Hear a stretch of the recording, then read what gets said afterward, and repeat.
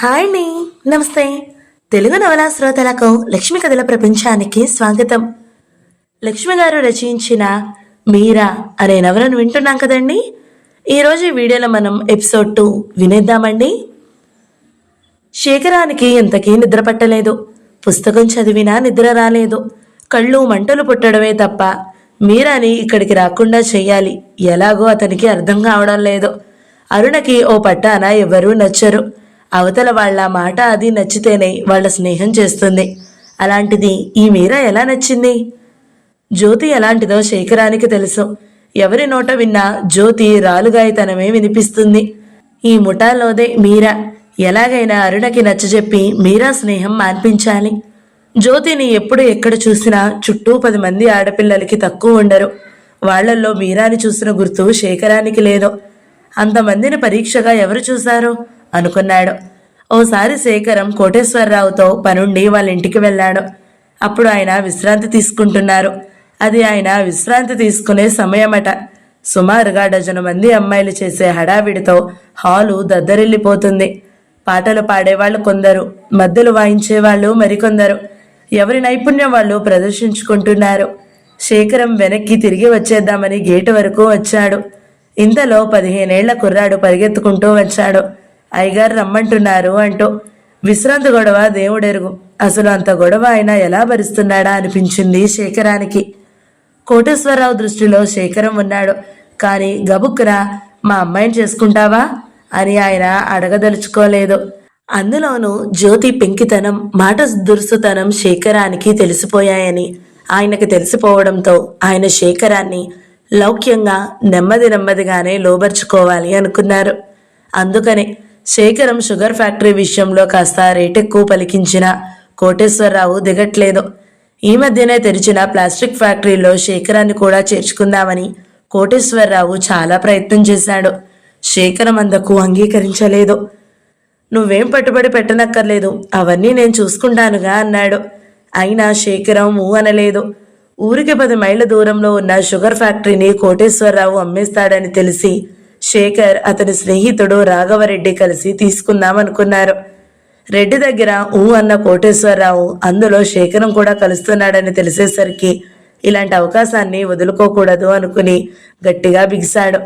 ఆ రెడ్డితో నీకెందుకయ్యా శేఖరం, మనం చూసుకోవాలి కానీ అంటూ ఎన్నో విధాల నచ్చజెప్పి చూశాడాయన.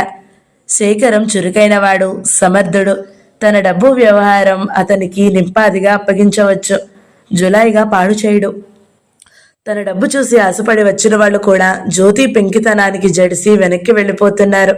తన వ్యాపారంలోకి తన్ని ఎలాగైనా దించి ఆ 3 ముళ్ళు వేయించేస్తే నిశ్చింతగా ఉండొచ్చని ఆయన అభిప్రాయం. అందుకు శేఖరం కలిసి రావడం లేదు. శేఖరం అడిగిన దానికి ఆయన అనకుండా తాత్సరం చేస్తున్నాడు.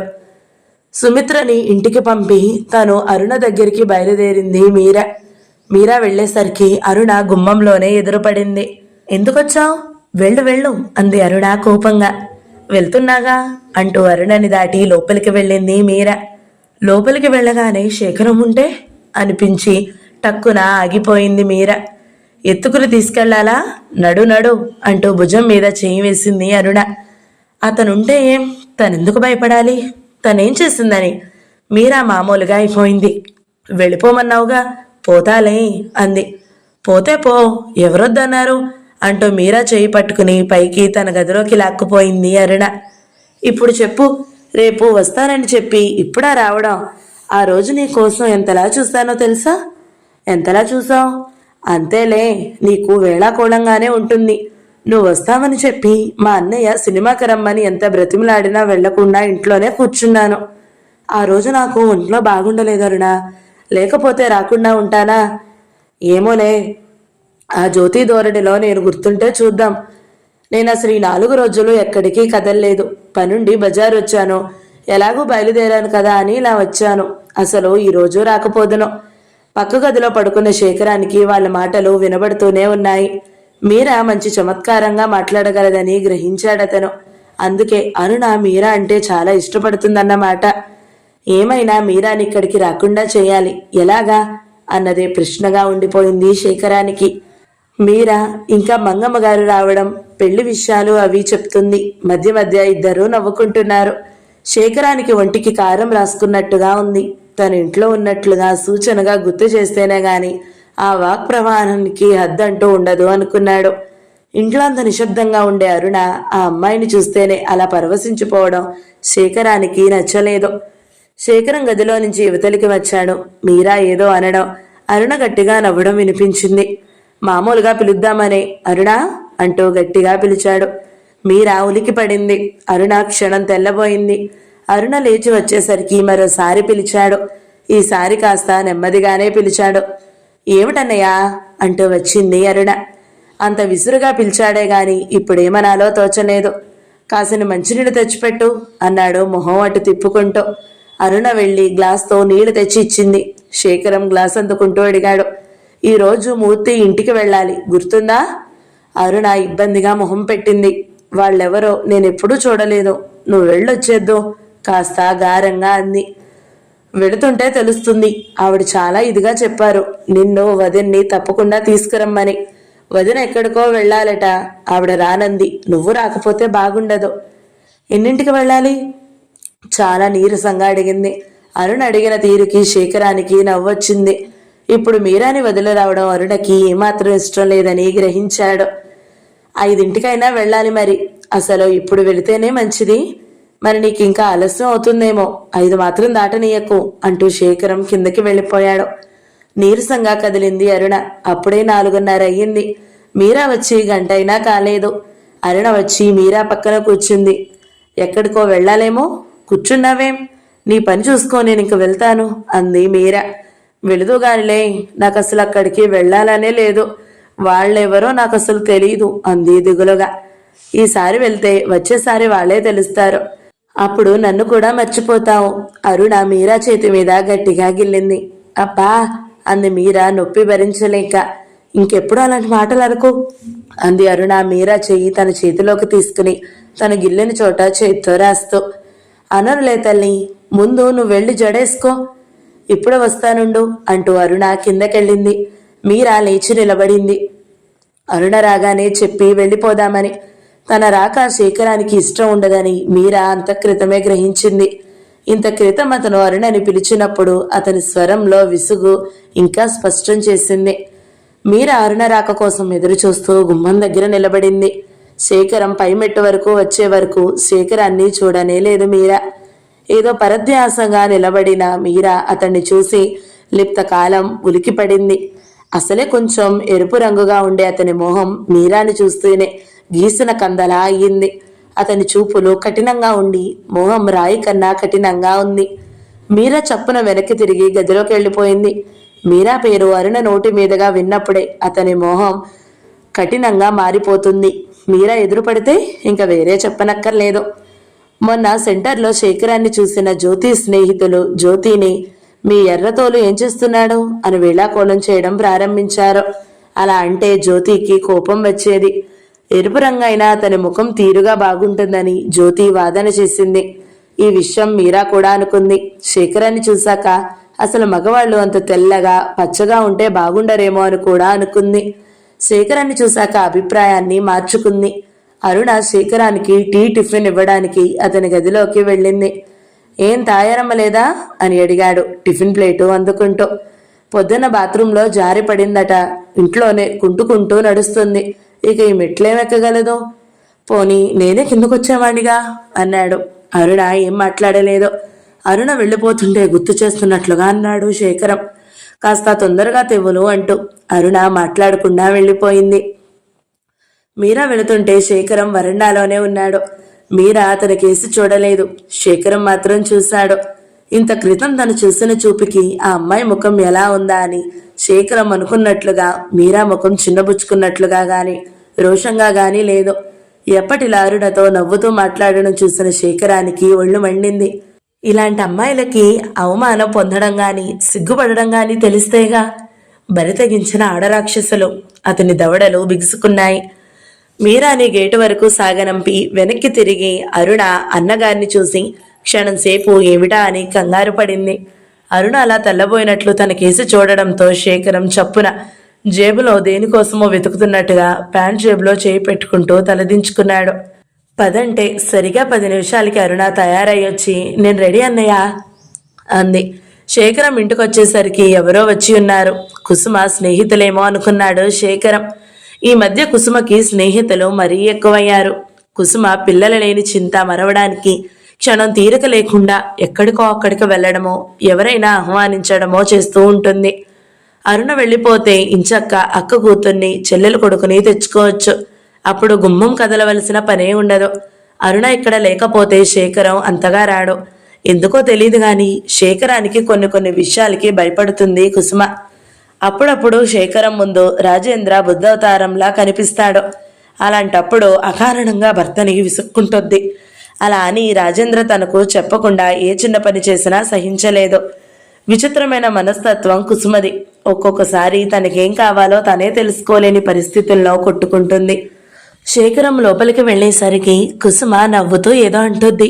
కుసుమ పక్కన కూర్చున్న అమ్మాయి ఒళ్ళంతా కదిలిపోయేలా నవ్వుతుంది. చేతిలో టిఫిన్ ప్లేట్ ఉంది. కుసుమేలావంటే కుసుమ కంటే రెట్టింపులా ఉంది ఆ అమ్మాయి. వాళ్ళకి ఎదురు సోఫాలో అరుణ గడ్డం కింద చెయ్యి పెట్టుకుని వాళ్ళకేసి చూస్తూ మౌనంగా కూర్చుంది. శేఖరం పైకి వెళ్ళబోయాడు. ఇదిగో శేఖరం, చాలా ఆప్యాయంగా పిలిచింది కుసుమ. కొంపదీసి పరిచయం చేయదు కదా అనుకున్నాడు. ఏమిటన్నట్లు అక్కడే నిలబడి మెడతిప్పి చూశాడు. ఇలారా, మా పిన్ని రాజమండ్రిలో ఉందని చెప్పలేదు, వాళ్ళ అమ్మాయి సుందరి అంది. అలా శేఖరంతో అంటూనే సుందరిని మోచేత్తో పొడిచింది. సుందరి టిఫిన్ ప్లేటు పక్కన పెట్టి నమస్కారం చేసింది. శేఖరం అయిష్టంగానే వచ్చి అరుణ పక్కన కూర్చున్నాడు. శేఖరం బదులు సుందరి బదులు కుసుమే మాట్లాడేసింది. శేఖరం ఎలాగూ అట్లే మాట్లాడడని కుసుమకు తెలుసు. బడబడలాడుతూ మాట్లాడే సుందరి కూడా మాటా పలుకు లేకుండా బొమ్మలా కూర్చోవడంతో లోపల విసుక్కుంటూ పైకి నవ్వుతూ మాట్లాడేసింది.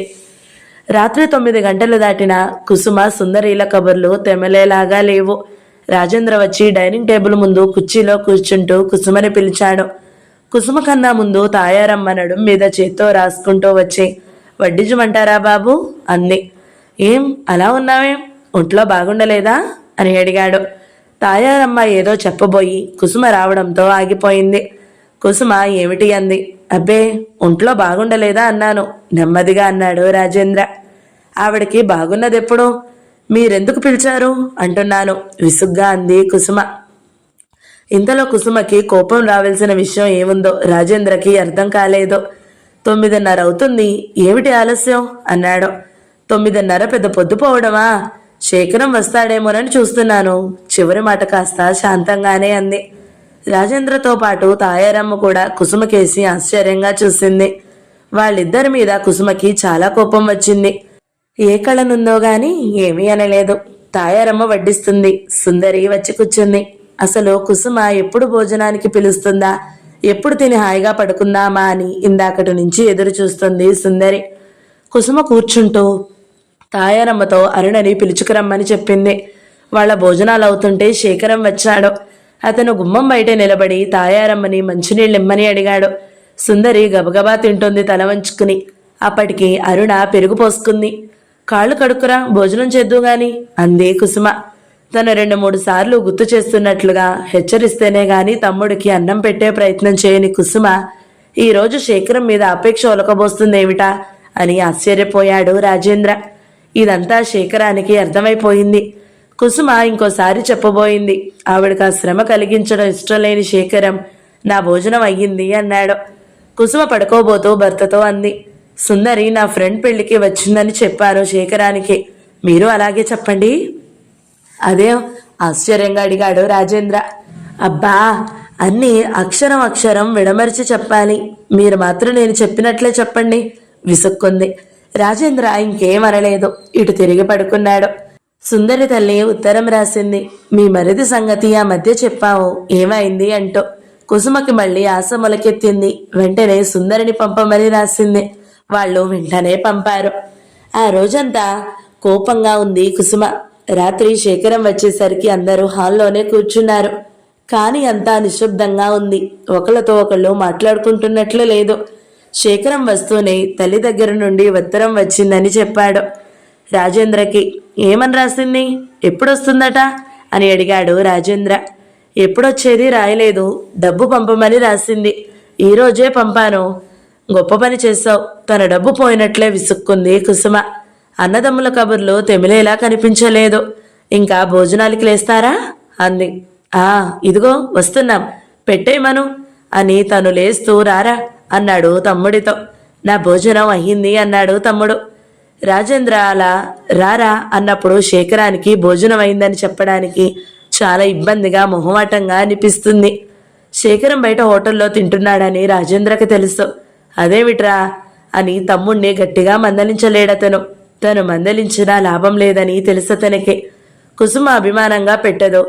అసలు ఆ విషయమే పట్టించుకోదు. అభిమానస్తుడు శేఖరం ఏ చిన్న అవమానాన్ని సహించడని తెలుసు. బయట హోటల్లో తిన్నా ఇంటికొస్తున్నాడంటే అది తన మీద అభిమానం, కుటుంబ గౌరవం కోసమేనని అతనికి తెలుసు. కొన్ని విషయాలు తెలిసినా తెలియనట్లే అతను మసులుకుంటాడు. పొద్దటి నుంచి కోపంగా ఉన్న కుసుమ విసుగ్గా అంది. పని మనిషి అదృష్టవంతురాలు. పూటకి గిన్నెడన్నం పట్టుకెళ్తుంది. వెళ్ళబోతున్న శేఖరం ఆగి వెనక్కి చూశాడు. తమ్ముడేదో విసురుగా అంటాడని, అదేం గొడవ అవుతుందోనని కంగారు పడ్డ రాజేంద్ర ఎవరికేసి చూసే ధైర్యం లేనివాడిలా నిలబడిపోయాడు. అన్నగారి అంతర్యం గ్రహించిన వాడిలా, శేఖరం, నా కోసం వంట చెయ్యొద్దు, తిన్నపూట చెప్తాను, అనవసరంగా వేస్ట్ చేసుకోనక్కర్లేదుగా అనేసి వెళ్ళిపోయాడు. శేఖరం అరుణకేసి పరీక్షగా చూస్తూ అడిగాడు. మూర్తి ఎలాంటివాడు అరుణ? అకారణంగా అలా అడగడం అరుణకి అర్థం కాలేదు. ఏమో నాకేం తెలుసు అంది. అసలు నీకెలా అనిపిస్తున్నాడని అరుణ అర్థం కానట్టు చూసింది. చెప్పరుణ, కొత్తగా అడుగుతున్నావే, నాకెలా అనిపించడం ఏమిటి? నిజంగానే అరుణకి అన్నగారు అలా ఎందుకు అడుగుతున్నాడో అర్థం కాలేదు. ఇంకా చిన్నపిల్లవారుణ, నేను అడిగింది నిజంగా నీకు అర్థం కాలేదా? అరుణ కళ్ళల్లోకి చూస్తూ అడిగాడు. మొదట తెల్లబోయిన అరుణ తరువాత ఏదో అనుమానం కలిగి కళ్ళు కిందకి వాల్చేసుకుంది. ఇంతకు ముందు మూర్తి మాటలు కొంచెం కొత్తగా అనిపించడం, ఇప్పుడు శేఖరం మూర్తి గురించి అలా అడగడం ఏదో కొత్త అర్థాలని చెబుతున్నాయి. అమ్మ రాసిన ఉత్తరం చూసావా? నేను ఇవ్వలేదు కదూ. అతను తల్లి దగ్గర నుండి 4 రోజుల క్రితం వచ్చిన ఉత్తరాన్ని ప్యాంటు జేబులో నుంచి తీసి ఇచ్చాడు. ప్రసంగం మారినందుకు సంతోషిస్తూ ఉత్తరం చదువుకోవడం మొదలుపెట్టింది అరుణ. ఉత్తరంలోనూ అవే సంగతులు. నువ్వు మూర్తి అనే అబ్బాయి గురించి రాశావు. అరుణకి నచ్చి నీకు అన్నయ్యకు ఇష్టమైతే నాకేం అభ్యంతరం లేదు. ఇలాగే ఇంకా రాసింది ఆవిడ. అంటే ఈ సంగతులు చాలా రోజుల నుంచి జరుగుతున్నాయన్నమాట. ఇప్పుడు అర్థమైందా? నవ్వుతూ అడిగాడు శేఖరం. అరుణ మాట్లాడలేదు. అరుణ, నీకు ఇష్టమేనా? ఇందులో భయపడాల్సింది కానీ సిగ్గుపడాల్సింది కానీ ఏం లేదు. నీ మనసులో మాట నిర్భయంగా చెప్పు. నీ అభిప్రాయం చెప్తే అప్పుడు అన్నయ్యకు చెప్తాను. అరుణ మౌనంగానే వింది. కుసుమకి శేఖరాన్ని పెళ్లి విషయంలో ఎలా కదపాలో అర్థం కావడం లేదు. సుందరికి తెలివిగా మసులుకోవడం తెలియదు. ఎంతని తను చూసుకోగలదు? పోనీ భర్త ఏదన్నా కలగజేసుకుంటాడా అంటే ఆ కనుచూపు మేరలో లేదనిపించింది కుసుమకి అవకాశం. అయినా తన ప్రయత్నం చేసి చూద్దాము అనుకుంది. ముందు భర్తతో చెప్పి తరువాత 4 రోజులు పోయాక శేఖరంతో అనవచ్చు అనుకుంది. ఓ రోజు రాత్రి భర్తతో అంది, శేఖరాన్ని కదిపి చూడకపోయారా? ఏమిటి కదపడమేమిటి అన్నాడు రాజేంద్ర.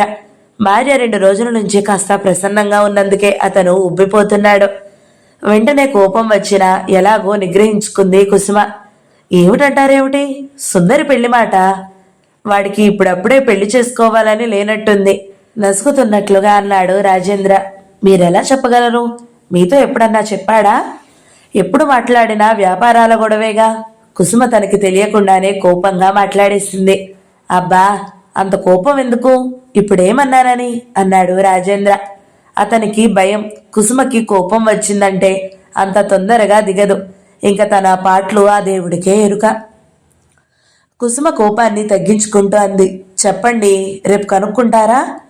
పోనీ నువ్వే అడగరాదు. నాలుక చివరి వరకు వచ్చిన మాట వెనక్కి తీసుకున్నాడు రాజేంద్ర. అతను సవ్యంగా నాతో మాట్లాడితే ఇంకేం, మీరెందుకు? తప్పకుండా కుసుమ నుండి జవాబు వస్తుంది. అందుకే అతను మౌనంగా ఊరుకున్నాడు. చూద్దాం అన్నాడు. అలా తప్పించుకోవాలని చూడకండి. అడుగుతారా అడగరా? అలాగే, తప్పకుండా అడుగుతాను. అప్పటికి తప్పించుకుంటూ అన్నాడు. 4 రోజుల తర్వాత భార్య పోరుపడలేక రాజేంద్ర శేఖరాన్ని అడిగాడు. శేఖరం మాట కావాలని తప్పించేశాడు. ఇంకోసారి అడిగే ధైర్యం లేక ఊరుకున్నాడు. భార్యకి వాడు ఇంకా 2-3 ఏళ్ల వరకు పెళ్లి చేసుకోడట అని చెప్పాడు. 10 ఏళ్లు పోయాక చేసుకోమనండి, అడిగేవాళ్ళు లేక కస్సుమంది. రాత్రి శేఖరం పడుకోబోయే ముందు అరుణ గదిలోకి వచ్చాడు. అరుణ ఏదో పుస్తకం చదువుకుంటోంది. శేఖరం కుర్చీలో కూర్చుంటూ అడిగాడు, అప్పుడు నేను అడిగిన సంగతి ఏం ఆలోచించావరుణా? ఏ సంగతి అంది అర్థం కానట్లు. మూర్తి సంగతి. అరుణ మాట్లాడలేదు. ఏమిటి? మాట్లాడవే. రేపు నేను బొంబాయి వెళ్తున్నాను. వారం 10 రోజుల వరకు రాను. నీకు నచ్చితే నచ్చాడని చెప్పు, లేకపోతే లేదు. చెప్పాగా, దీంట్లో బలవంతం లేదని. ఏమో, నాకేం తెలీదు. అదేమిటి నీకు తెలియదంటే ఎలాగా? నువ్వు ఊరు నుండి వచ్చాక ఎలాగో అంది. ఏం, నీ ఫ్రెండ్తో ఆలోచించాలా? చివ్వున తలెత్తింది అరుణ. అతని స్వరంలో కొద్ది తీవ్రత ధ్వనించిన అతని కళ్ళు ముఖం మామూలుగానే ఉన్నాయి. అవునా అన్నాడు అతను మళ్ళీ. అరుణ మాట్లాడలేదు. అమ్మకి ఏం రాయమంటావు? నీ ఇష్టం అంది అరుణ పుస్తకంలోకి చూస్తూ. అసలు అది వరకే కుసుమకి కారు కొనాలనే కోరిక ఉంది. అడపాదడపా రాజేంద్రతో అంటూ ఉండేది. ఇప్పుడు ఆవిడలో మళ్ళీ ఆ కోరిక తలెత్తింది. ఈసారి నింపాదిగా అని ఊరుకోలేదు. కొని తీరాల్సిందేనని పట్టుపట్టింది. ఆవిడలా గట్టిగా పట్టుపట్టడం ఏమిటి? నెల తిరగకుండానే కారు వచ్చి వాకిట్లో ఉంది. ఆ రోజు కుసుమ చాలా హడావిడి చేసింది. శేఖరాన్ని కూడా ఎక్కడికి వెళ్ళొద్దంది. శేఖరం సరేనని ఎక్కడికో వెళ్లాలని ఆలోచించి కూడా ఆగిపోయాడు. ఇది రాజేంద్రకు ఆశ్చర్యంగానే ఉంది. అరుణ ఆశ్చర్యపోయింది. కుసుమ చెప్పగానే శేఖరం ఆగిపోవడం, వాళ్ళంత సరదా పడి అట్టహాసంగా చేసుకుంటుంటే తను వెళ్ళిపోవడం అనే మాట తనకెందుకు అనుకున్నాడు శేఖరం. స్నేహితుల్ని, ఆ చుట్టుపక్కల వాళ్ళని పిలిచి చిన్న పార్టీ ఇచ్చింది కుసుమ. దాదాపు వచ్చిన వాళ్ళంతా వెళ్ళిపోయారు. చుట్టుపక్కల వాళ్లల్లో 2-3 క్లబ్ స్నేహితులతో 4 ఉన్నారు. మీరా గేటు వరకు వచ్చి ఆగిపోయింది. వరండా మెట్ల దగ్గరగా కొత్త కారు, దానికి పూలమాలలు. ఇంట్లో నుంచి ఎవరెవరో చాలా మంది మాటలు వినిపిస్తున్నాయి. తన వెనక్కి వెళ్ళిపోవడం మంచిదనుకుంది మీరా. అప్పుడే అరుణ పనిపిల్లని పిలుస్తూ వరండాలోకి వచ్చింది. మీరా వెళ్ళిపోవడం చూసి గబగబా వచ్చి, ఏమిటి వెళ్ళిపోతున్నావు? రారా అంది. ఏమిటి వాళ్ళ ఇంట్లో అడిగింది మీరా. అరుణ చెప్పి మీరాని లోపలికి తీసుకెళ్ళింది. మెట్ల వరకు వచ్చి, నువ్వు పైకి వెళ్ళు, నేను ఇప్పుడే వస్తాను అంది అరుణ. వంటగదికేసి వెళ్ళిపోయింది. మీరా గబగబా పైకొచ్చేసింది. అప్పటికే అక్కడున్న ఆడవాళ్లు, ఈ అమ్మాయి ఎవరా అన్నట్టు మీరాని పరీక్షగా చూస్తూ కుసుమని ఏదో అడుగుతున్నారు. అలా ఎవరా అని పరీక్షగా చూస్తే ఆడవాళ్ళైనా సరే కంపరం పుట్టినట్లుగా ఉంటుంది మీరాకి. అందుకే గబగబా పైకొచ్చేసింది.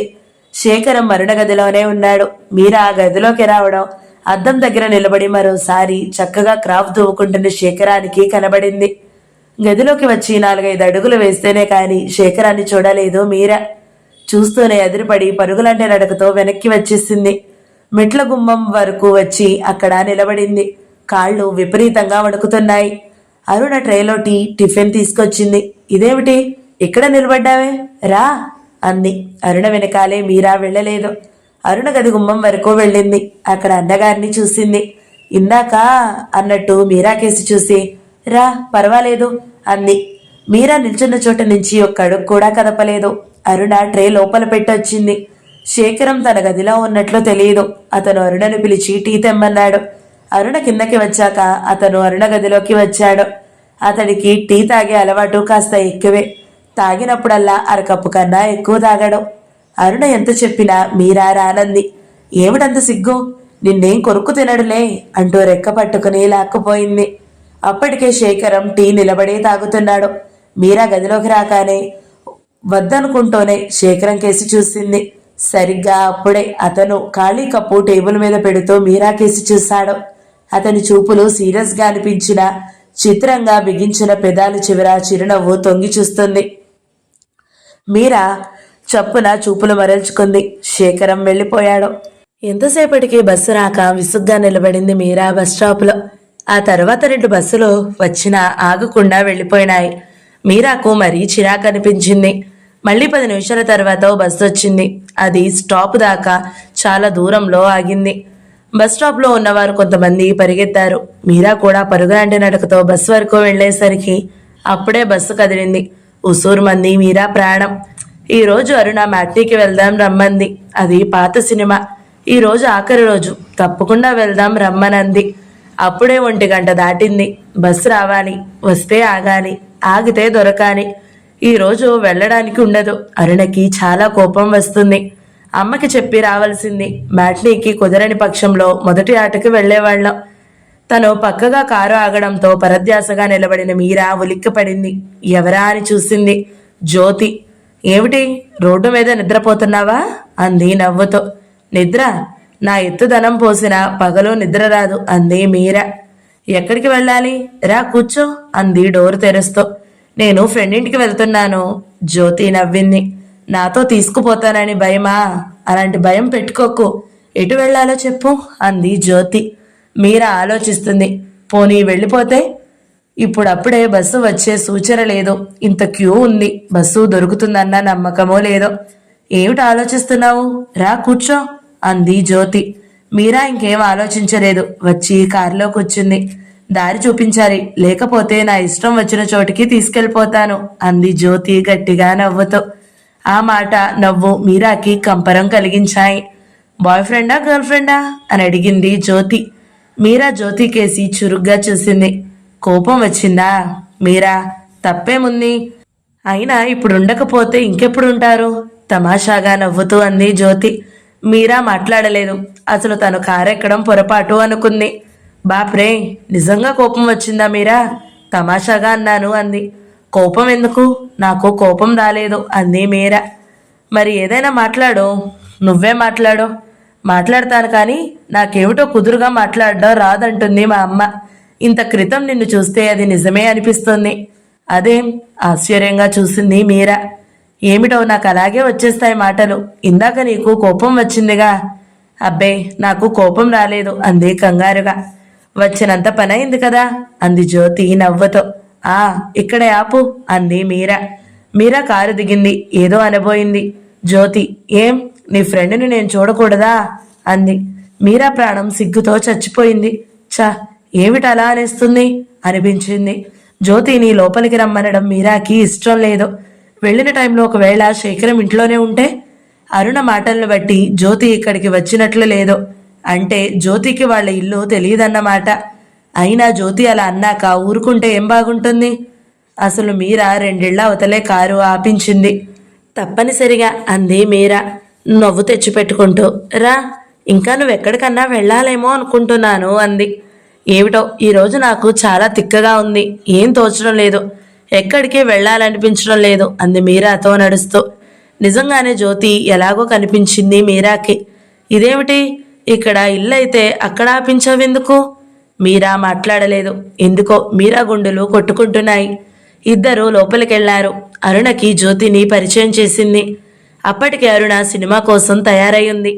జ్యోతి మాట్లాడుతూ కూర్చుంటే ఏం బాగుంటుందని సినిమా ప్రయత్నం విరమించుకున్నారు. జ్యోతి ఒక అర్ధగంట తర్వాత వెళ్తా వెళ్తా అంటూనే మరో అర్ధగంట కూర్చుంది. తరువాత జ్యోతి వెళ్తానని లేచింది. మీరా, ఇంకా ఉంటావా అని అడిగింది. మీరా ఉంటానంది. జ్యోతి మీరాని తీసుకుని మా ఇంటికి తప్పకుండా రావాలి మీరు అంది అరుణతో. అలాగే అంది అరుణ. మీరు ఎప్పుడొస్తారో చెప్పండి, నేను వచ్చి తీసుకెళ్తాను అంది మళ్ళీ. ఎందుకండి, నేను మీరా కలిసి వస్తాం అంది అరుణ. జ్యోతి తొందరగా వెళ్ళిపోతే బాగుండును అనుకుంటుంది మీరా. అరుణ, జ్యోతి, మీరా కిందకు దిగుతున్నారు. శేఖరం అప్పుడే ఎక్కడి నుంచో వచ్చినట్లున్నాడు. అతను 2-3 మెట్లు ఎక్కేసరికి వీళ్ళ ముగ్గురు కిందకి దిగుతూ కనిపించారు. జ్యోతి నమ్మలేనంతగా ఆశ్చర్యంగా సంభ్రమంగా చూసింది. మీరా గుండెలు క్షణంసేపు కొట్టుకోవడం మానేసి తిరిగి రెట్టింపు వేగంతో కొట్టుకోసాగాయి. శేఖరం చూపులు జ్యోతి మీద నుంచి మీరా మీదకి పాకాయి. అతను వెంటనే గిరుక్కున వెనక్కి తిరిగి ఎక్కడికో వెళ్ళిపోయాడు. జ్యోతి ఇంకా ఆశ్చర్యం నుండి తేరుకోకుండానే ఎవరు అంది. మా చిన్నన్నయ్య అంది అరుణ. జ్యోతి శేఖరం ఎక్కడైనా కనిపిస్తాడేమోనని అటూ ఇటూ చూస్తూనే ఉంది. ఇల్లు అలంకరణ చూసే నెపంతో. ఓహో, శేఖరం ఎక్కడా కనబడలేదు. పోనీలే, ఇట్లా తెలిసింది కదా అనుకుంది. గేటు వరకు వచ్చాక అరుణతో అంది. తనకు ఇంత మంచి స్నేహితురాలుందని మీరా ఎప్పుడూ చెప్పనే లేదు. వాటాకొస్తానేమోనని భయం వేసిందేమో. అవునా మీరా? మీరా కేసి తిరుగుతూ అంది. పరధ్యానంగా ఉన్న మీరా ఉలిక్కి పడింది. ఏమిటి అన్నట్లు చూసింది. మీరు వాటాకొచ్చినా తనేమీ అనదులేండి అంది అరుణ నవ్వుతో. శేఖరం రాత్రి 9 దాటాక వచ్చాడు. అన్నగారితో ఓ 10 నిమిషాలు మాట్లాడి తన గదిలోకి వెళ్ళిపోయాడు. సాధారణంగా శేఖరం వచ్చేసరికి రాజేంద్ర పడుకున్నా కాసేపు కబుర్లు చెప్పడం అతనికి అలవాటు. శేఖరం వచ్చే వరకు అరుణ పడుకోదు. 11 గంటలు దాటిపోతే ఏమో గాని శేఖరం వచ్చేసరికి అరుణ కూడా అక్కడే ఉంది. అరుణతో శేఖరం ఏం మాట్లాడలేదు. అతను అదోలా కనిపించడంతో ఆమె మౌనంగా ఉండిపోయింది. ఎందుకలా ఉన్నాడా అనుకుంది. మర్నాడు పొద్దున్న కూడా అదోలానే కనిపించాడు. అన్నగారు మొహం కడుక్కుని వచ్చేసరికి తానే కాఫీ తీసుకొచ్చింది అరుణ. శేఖరం ఎప్పటిలా నువ్వు తీసుకొచ్చావే అని అడగలేదు. మౌనంగా ఊరుకున్నాడు. ఎందుకిలా ఉన్నాడు అనుకుంది అరుణ. ఎవరైనా కాస్త కోపంగా కనిపిస్తే భయం, దిగులు, బాధ కలుగుతాయి అరుణకి. చివరికి అడిగేసింది, అలా ఉన్నావేమన్నయ్యా అని. అంటూ తలెత్తాడు శేఖరం. ఆ కళ్ళు నిండుగా అన్నగారంటే అభిమానం, ప్రేమ తొణికిసలాడుతున్నాయి. అరుణని తనేమని అనగలడు? వాళ్ళ గురించి అరుణని తన మనసుని బాధ పెట్టలేడు. అయినా ఆమె ఏం చేసింది మధ్య? ఏమిటన్నయ్య అలా చూస్తున్నావు? అలా ఉన్నావే లాననగా అడిగింది. ఎలా ఉన్నాను అన్నాడు శేఖరం చిన్నగా నవ్వుతో. ఏమిటో పరధ్యానంగా ఉన్నావు. పరధ్యానమా? దానికి నాకు పగ తెలుసా? దాని జోలికి పోను. పోనీ అదే నీ దగ్గరకు వచ్చిందేమో తన్ని అవతలి గెంటుతాను అన్నాడు నవ్వుతూ. అరుణ కూడా నవ్వేసింది. తరువాత ఇద్దరూ చాలాసేపు కబుర్లు చెప్పుకున్నారు. క్రితం రోజు జ్యోతిని చూసినప్పటి నుంచి అతనికి చాలా చిరాగ్గా ఉంది. కోటేశ్వరరావు గారు, మీ ఇల్లు ఎక్కడో తెలియదయ్యా. నీ ఇల్లు ఎక్కడా అన్న ఏదో మాటల్లో తను తప్పించేశాడు. అలాగే 2-3 సార్లు కోటేశ్వరరావు గారు తను కారులో ఎక్కడికో వెళ్ళి వస్తుంటే నిన్ను మీ ఇంటి దగ్గర డ్రాప్ చేస్తానంటే కూడా ఏదో వంక పెట్టి తప్పించుకుంటూ వచ్చాడు 4 సార్లు. తండ్రి వస్తే ఆ తరువాత జ్యోతి కూడా వస్తుంది అని. జ్యోతికి ఇల్లు తెలీదు, అరుణతో పరిచయం లేదు. ఇది మీరా చేసిన పనే. మొత్తం ఆ గ్రూప్కి నాయకురాలు కదా. జ్యోతికి పర్సనల్ సెక్రటరీ అన్నమాట. వాళ్ళంతా ఏదో ప్లాన్ చేసుకొచ్చారన్నమాట. వీళ్ళకి బుద్ధి చెప్పడం తనకి బాగా తెలుసు. ముందు మీరాని ఇక్కడికి రాకుండా చేయాలి.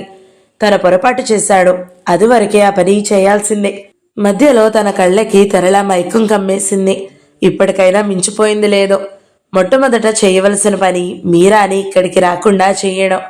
మొదట అరుణనే మీరా స్నేహం మానేయమని గట్టిగా చెప్పాలనుకున్నాడు శేఖరం. కానీ దానివల్ల చాలా ఆరాలొస్తాయి. ఎందుకు అంటుంది, ఈ గొడవలన్నీ ఎందుకు?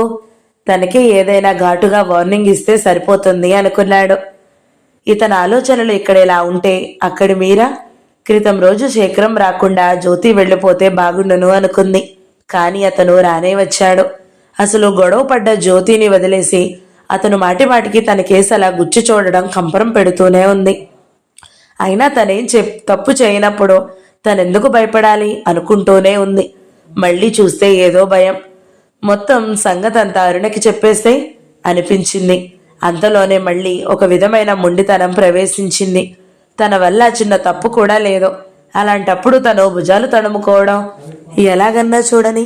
తనకేం భయం లేదు అనుకుంది. ఆ రోజు మ్యాట్నీకి వెళ్ళడానికి లేకపోయినందుకు ఈ రోజు మొదటి ఆటకి వెళదాం రమ్మని ఆ రోజే చెప్పింది అరుణ.